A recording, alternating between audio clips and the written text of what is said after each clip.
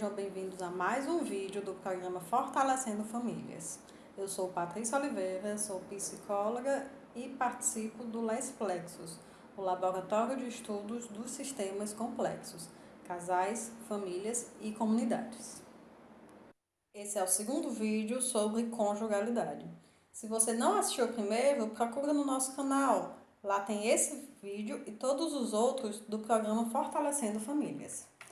Nesse vídeo, especificamente, a gente vai conversar um pouquinho sobre o relacionamento abusivo, que costuma ser caracterizado por uma relação de poder, onde um sente que tem um poder sobre aquele outro. Essa relação de poder costuma estar atrelada nas naturalizações de posições. Então, a gente tem uma herança histórica que diz qual é o local da mulher e qual é o local do homem dentro de um relacionamento. Comumente, essa mulher está como aquela que deve ser submissa, enquanto o homem é aquele que é forte. E aí, essa naturalização de posições, que foi construída historicamente, fortalece as relações de poder dentro de uma união conjugal. O que fortalece também o controle excessivo sobre o parceiro.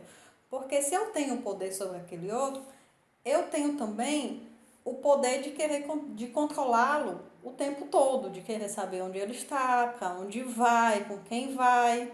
Então, é também uma característica dentro do relacionamento abusivo, o que gera sofrimento e danos para a saúde.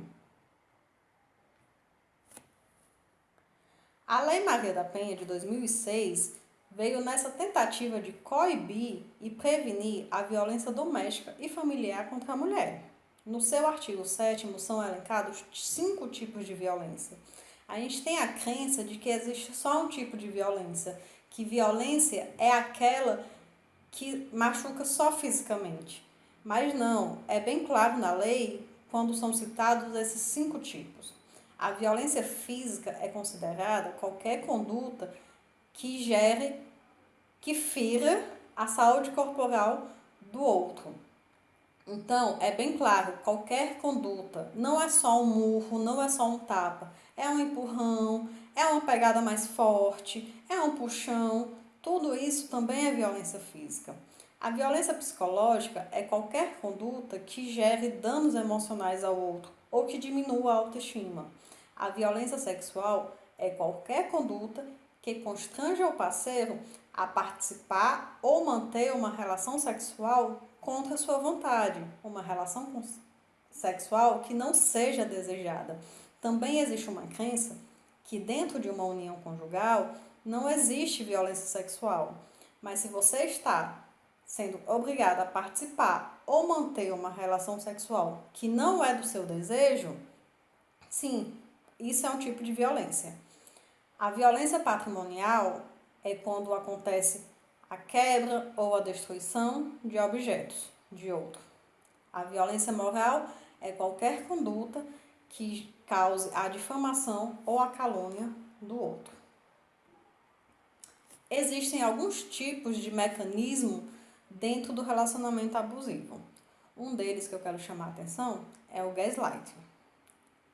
Esse termo surgiu numa peça de 1938. Essa peça ela é protagonizada por um casal, onde sempre que a esposa saía de casa, o seu marido diminuía um pouco a intensidade da luz através do gás. Sempre que ela voltava, ela perguntava por que está mais escuro? E ele dizia, não está mais escuro. Iniciando esse processo de desacreditar a sua esposa. Até o momento em que ele tira todo o gás, deixando a casa escura, e quando ela chega, pergunta, onde está a luz? E ele diz, nunca existiu luz. Então, esse termo foi usado para esse processo de desacreditar o outro. Nessa reportagem, a gente vê que o Guilherme, do BBB 20, foi acusado de praticar gaslight contra a Gabi. Quem acompanhou o programa percebe algumas características que comumente aparecem em vítimas de gaslight, como, por exemplo, sempre pedir desculpa. Então, o Guilherme dizia para a Gabi que se ele saísse do programa seria culpa dela. Quando ele foi para o paredão, ele disse que era culpa dela. E ela se sentia culpada e por isso pedia desculpas o tempo todo. E chorava e se sentia mal por conta dessa situação. duvidar de si mesmo. Então, ela sempre duvidava do que ela estava vendo, do que ela estava ouvindo. A casa inteira percebia algumas situações. E quando ela ia tomar satisfações com o seu parceiro, ele dizia que era coisa da cabeça dela, que não era real. Então, ela sempre estava nesse processo de estar se perguntando. Procura justificativas para explicar o comportamento do parceiro. Então, quem está de fora está apontando o que está acontecendo e a pessoa que está dentro acaba por criar desculpas para explicar para quem está de fora isso. Se sente constantemente confuso, então é sempre uma dúvida do que é real, do que não é. Será que eu estou vendo mesmo? Será que é de verdade? Será que é coisa da minha cabeça? Esconde informações de amigos e famílias. Porque quem está de fora acaba tendo uma outra percepção. E para a pessoa que está vivendo, não criar conflitos entre parceiros e entre amigos, acaba por esconder algum tipo de informação. A síndrome de Estocolmo é uma consequência que acontece dentro do relacionamento abusivo. Surgiu a partir de um assalto que aconteceu na cidade de Estocolmo, na Suécia, onde os assaltantes proviam alguns benefícios para os reféns.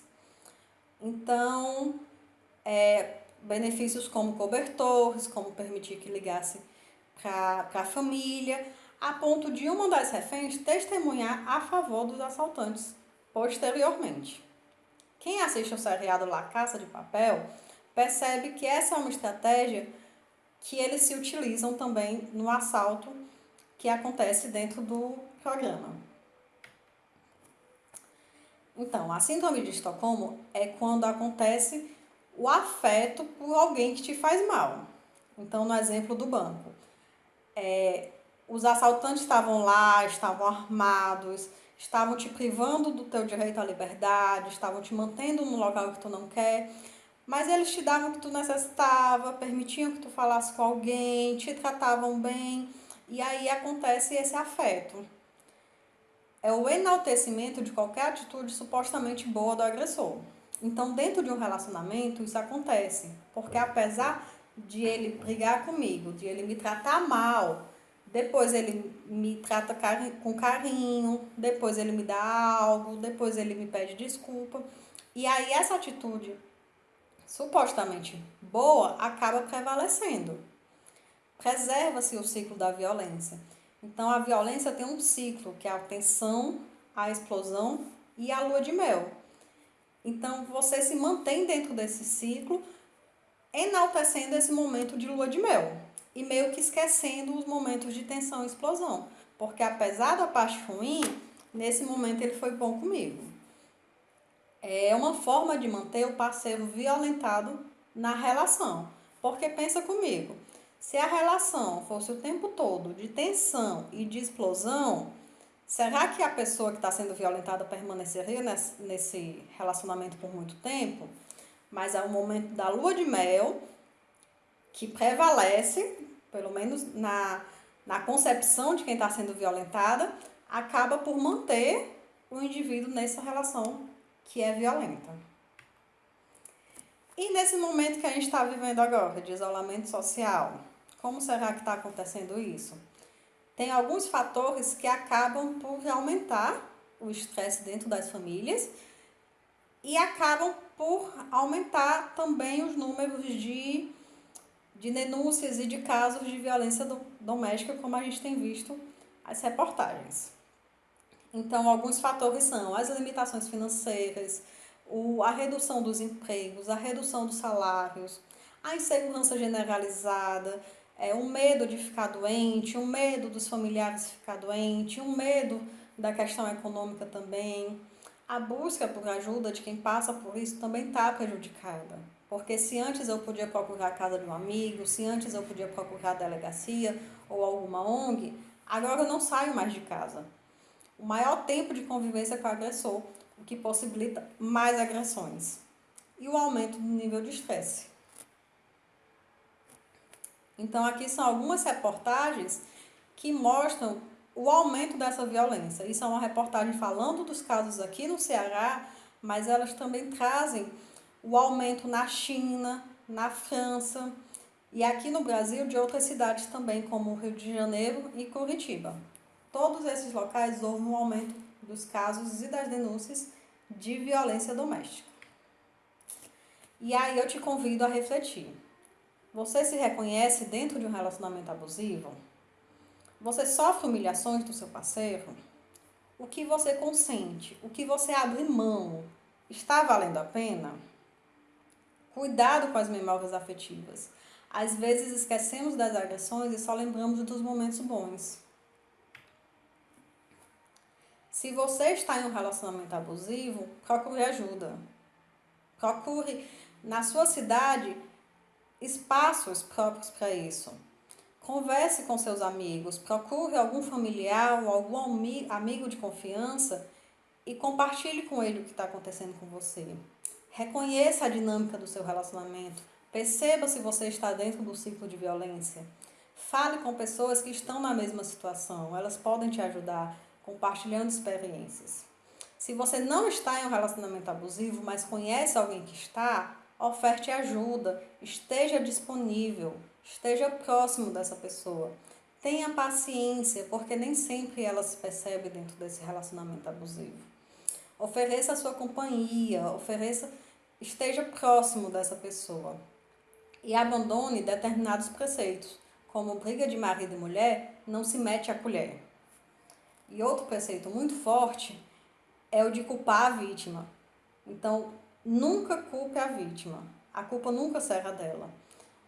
Essa foi uma campanha publicitária aqui do Ceará que disse que não importa se a agressão é física ou psicológica. Aqui eu acrescento todas as outras, sexual, patrimonial ou moral. Nenhuma violência deve ser tolerada. Denuncie, ligue para o 80. Esses são nossos contatos, eu espero que vocês tenham gostado. E posteriormente a gente vai colocar uma entrevista sobre esse tema, que também vai estar disponível no nosso canal do YouTube. Aguardo vocês lá. Até a próxima!